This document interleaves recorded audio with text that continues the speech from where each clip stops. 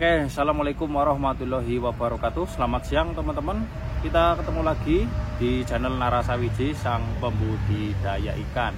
Nah, sekarang saya ingin membahas tentang ini ya, topik-topik yang lagi hangat. Ya mungkin sudah lama, cuma saya sering mendengar, saya sering melihat, sering membaca kalau budidaya ikan itu susah untungnya dan lebih ke rugi ya. Jadi budidaya ikan itu rugi.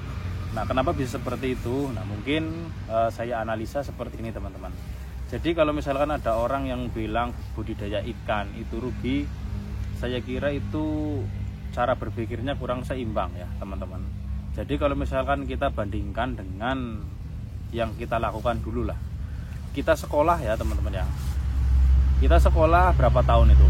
Mungkin ada yang 9 tahun, ada yang 11 tahun, mungkin ada yang bertahun-tahun sekolah ya. Apakah dengan sekolah sudah bisa menjamin kalian bisa sukses? Tentu belum kan. Apakah dengan sekolah bisa menjamin kalian mendapatkan pekerjaan yang sesuai yang kalian harapkan? Tentu tidak kan. Ini saya analogikan atau saya gunakan untuk persamaan dalam budidaya ikan. Terus ada yang bilang, ya nggak bisa mas, namanya sekolah sama budidaya ikan itu nggak bisa disamaartikan. Nah, misalkan ada yang tanya seperti itu, kalau misalkan sampean tanya untung rugi dalam budidaya. Nah, untung rugi dalam budidaya itu apa sih yang dijadikan acuannya? Kalau misalkan dalam budidaya mengalami keuntungan dan kerugian, pasti kan yang didapat atau harapan kita yang didapat itu terjadi kesenjangan. Jadi misalkan kita ingin mendapatkan uang atau mendapatkan hasil panen 1 juta, ternyata aktualnya nggak dapat segitu atau minus, itu namanya rugi. Kalau misalkan sampean itu bilang keuntungan dan kerugian. Nah, sekarang misal kita kaitkan dengan sekolah.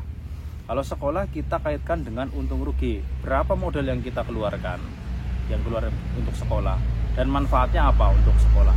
Tentu kan pasti rugi. Kalau sekolah pasti rugi. Kalau misalkan dihitung untung rugi, pasti rugi.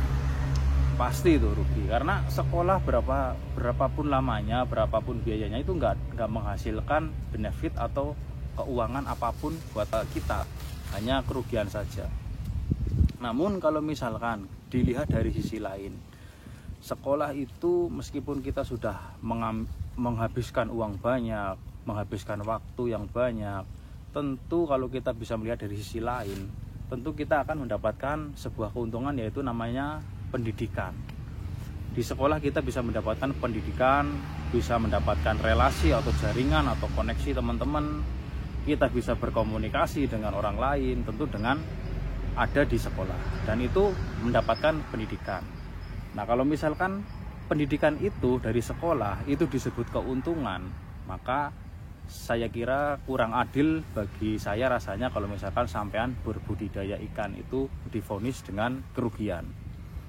Karena kalau misalkan kita kaitkan dengan sekolah, budidaya ikan dan sekolah itu jangan kita harus berpikir sama. Kalau misalkan sekolah yang didapatkan ilmu dari budidaya ikan pun, harusnya kalian juga bisa mengambil ilmunya.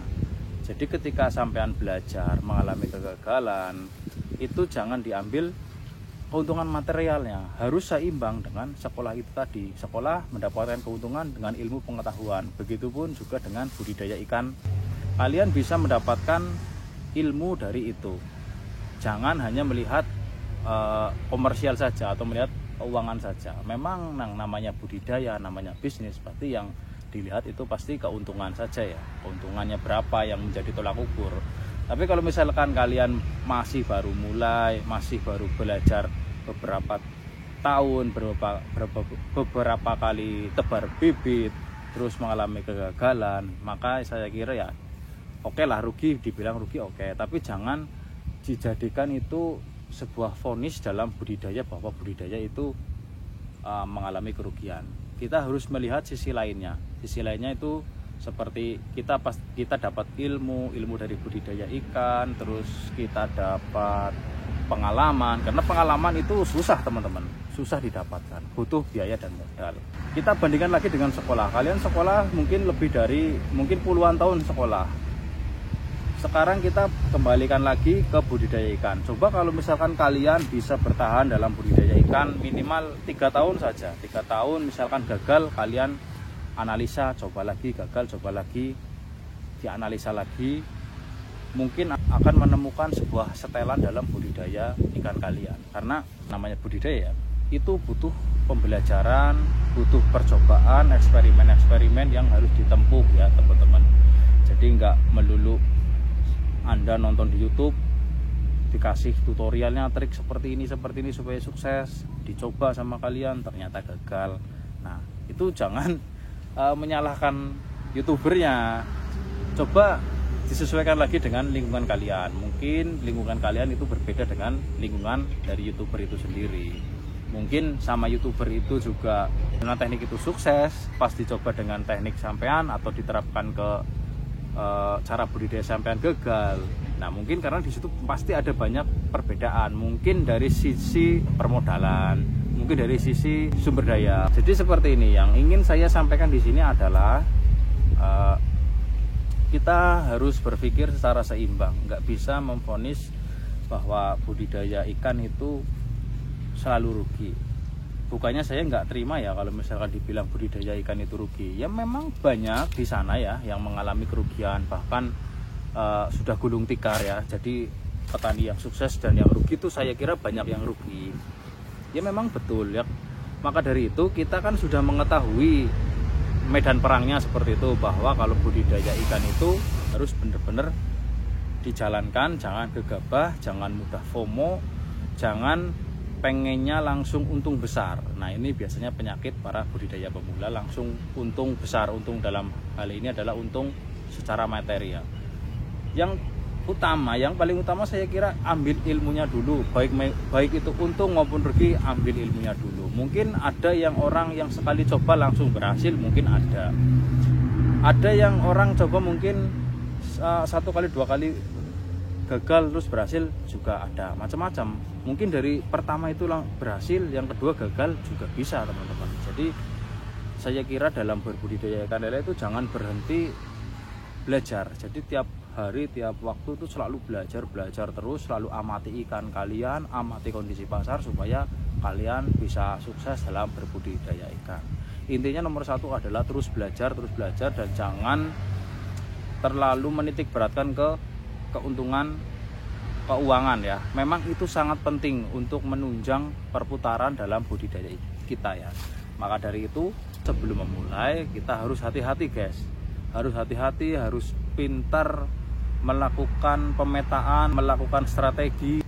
Kita kan sebenarnya dari omongan-omongan saya ini sudah mengetahui bahwa nomor 1 itu kebangkrutan itu karena kesalahan manajemen dalam mengelola kita dalam budidaya. Maka dari itu untuk menghindari kerugian yang terlalu besar, saya kira hati-hati dalam melakukan budidaya ikan, terutama pada saat tebar bibit atau memilih kapasitas dalam budidaya ikan. Hati-hati dalam melakukan budidaya, jangan langsung banyak dulu, sesuaikan dengan modal yang kalian punya. Oke, semoga bisa bermanfaat ya, meskipun banyak sekali perkataan-perkataan yang belibet seperti ini, karena ya ini juga saya lagi belajar public speaking ya. Terima kasih telah menonton, jangan lupa subscribe channel ini untuk terus berkarya di bidang per-YouTubean ya. Terima kasih.